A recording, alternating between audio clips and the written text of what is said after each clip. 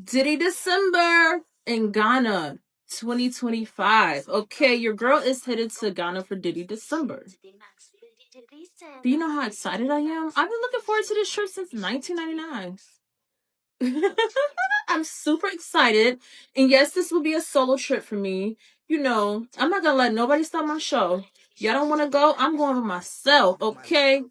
You know what? I'll be hitting there December 17th through January 5th. Yes, it's going to be a super long trip, but I might stay even longer if my visa lets me, okay? Anyone on here heading to Ghana from America to Didi December? From London, from Paris, from Jamaica, from whatever. I'm down to meet new people, new friends, new beginnings, because your girl's excited.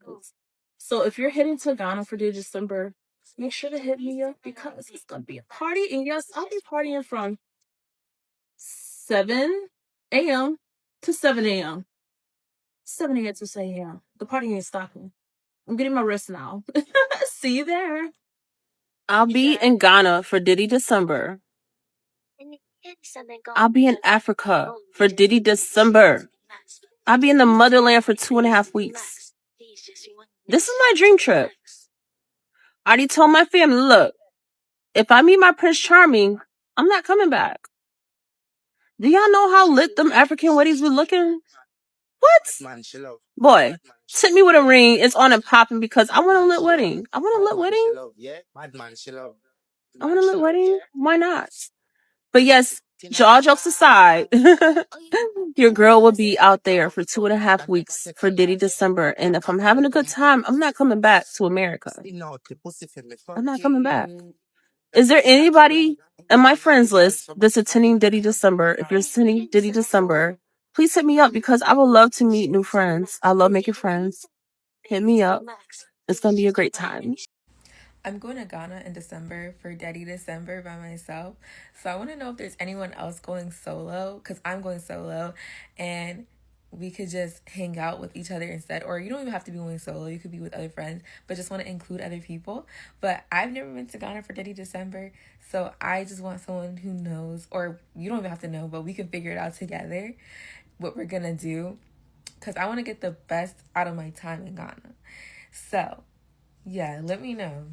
I know that Ghana is the hot spot right now for Detty December tourists going to visit. Oh, yeah. Like, if they come just because they're a bugger and you think they're from America so they have money, let me go give him some, and get some money. Girl, you need Oh to be my careful God. because, no, for real, It's because, true. like, we are over here in America, there's insurance, there's enough things to manage it. But over there, you're probably doing these things because you need money. So let's say you contract the HIV. What do you have to cure yourself? Do you understand what I'm Because of the saying? resources Like, out there might be limited. So that's what I'm saying. That y'all need to be very careful when it comes to stuff like that. It's not everything that is like you need to go put yourself onto it. Hey, are you an American traveling to Ghana for Detty December? Okay, here's some tips to help you prepare for your travels to Ghana this December. All right, so first tip first, you want to purchase your flight minimum 6 months before December comes because, baby, those prices will be inflated. Okay, you are looking at roughly around $1,200 minimum economy seating for a flight to Ghana in December. All right, the festive season is from December, really November to January. Okay. Second tip, you absolutely need a visa to travel into Ghana. All right, the visa process, you can get a single entry visa or you can get a 5-year multiple entry visa.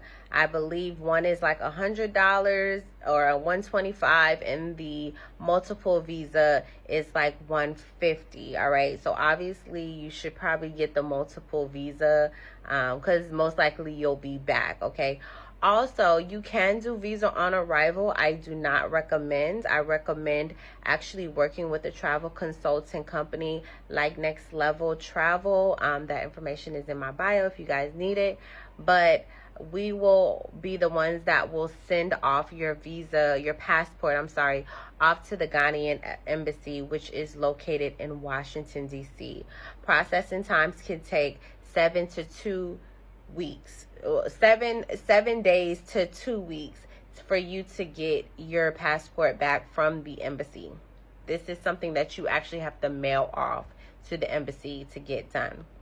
All right, so you don't want to wait last minute anyways to get your visa. Next thing, you want to get your yellow fever vaccination as well.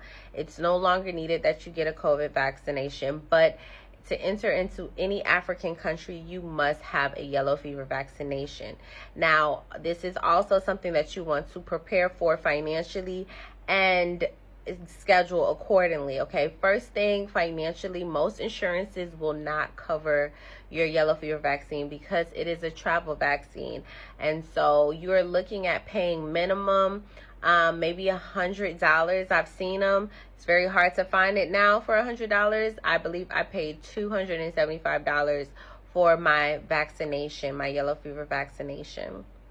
And so that is definitely something that you want to do prior to your trip, right? And it also has to have a 2-week stamp prior to your flight. So they will actually stamp a vaccination card for you, and it has to be 2 weeks. You have to have that vaccine 2 weeks prior to your flight leaving to Ghana, all right? So you definitely need a yellow fever vaccine. Now, most of the people will try to do these things on arrival. I do not recommend at all, because sometimes you may even need to show proof of your vaccination paperwork and your visa paperwork prior to getting on that connecting flight or that flight towards Ghana. All right, hopefully these tips helped. Thank you. Peace. Follow for more content. So I'm in Accra, Ghana. I arrived a few days ago, and I'm traveling with a group of South Africans. We are traveling with Afroculture Travel. It's not my first time in Ghana. I've been here a few times. I'm completely in love with this country, completely in love. For the longest time, this was my country to go to. You know, it was the country that I would do anything for. And then Malawi came, and they were like, you like Ghana, don't you? So just come and see Malawi. And then I saw Malawi, and I'm like, oh my goodness, I want to live here. So that I haven't stopped loving Ghana though. Before I could land in Ghana for the first time, I already knew I would fall in love with it, because I was already in love with Michael Essien, with Steve Appiah. Oh my word, the list goes on. Kofi Annan, and of course, that list is only women. It's only men, and there's no women in this list. Anyway, but the thing I want to talk about is American tourists in Ghana. It's been difficult. So if you know your history, you know that today there's a lot of Americans who are retracing their ancestors back to Africa. And, you know, maybe back then there was no Ghana. Maybe it was just in general West Africa. But then the government also of Ghana has opened doors to people to come home, in essence, you know. And it's been going well, and I love that for them. I absolutely love that for them. But as a tourist in Ghana, I wanted to just make this observation. So we've been traveling with our groups, and the tourist sites are very specific. And so everybody goes there. You know that today, if you're doing a city tour, you're going to go to the Independence Square, Black Star Square, Kwame Nkrumah Museum. It's everything, just like you would do in South Africa, you know. So we all go to the same place at the same time. But I kind of got the sense that Americans just want us to move out of the way when they arrive. It's like, I'm like, girl, not just kokile, you know, we also want to be here, you know. It's just, so anyway, maybe I'm trivializing it, but I've just gotten the sense that when we go to these tourist sites, when we stand there taking pictures, even their tour guides feels like they just want to rush everything and want to rush us out of the way. And it's very uncomfortable, you know, because we've all come to experience this country for different reasons. I completely understand the reason why Americans are here. I love it that they're here. I'm so happy to see Americans reclaiming their identity by tracing their DNA back to Africa, and mostly in Ghana, because like I said, I love Ghana. And it's beautiful to see them But it is tough also because they come in large groups, which is expected. They come in large groups and then they just kind of bulldoze everyone away. And it's only when you kind of check it, then you see that, oh, maybe then they can see. Like, for example, if I'm taking pictures of the people I'm traveling with, and then there's like already someone here, like on some hurry up, I usually just say, if you could just wait a moment, we'll all get our turn. Then maybe then they notice. Then they're like, oh no, you're good, you're good. But guys, it's not easy. Like we all love Ghana, and it's beautiful that we're all coming here, and we should do this every year. Come and converge in these countries. Come to Ghana, come to Senegal, come to Nigeria, experience the joy, the black joy, and also the history, you know. But then I also noticed that going to Cape Coast, so we drove to Cape Coast, where the slave castle is, where the actual transatlantic slave trade was taking place. Where you see the actual dungeons that people were kept in. I wrote an article for this on the Sunday Times. Let me know if you want it. I'll send you a link. So when we get there, because that's now where the history is, I did find myself being very empathetic. It was very difficult to watch them listen to what was done to their ancestors. And, you know, it made me think that so much was lost. So much was lost.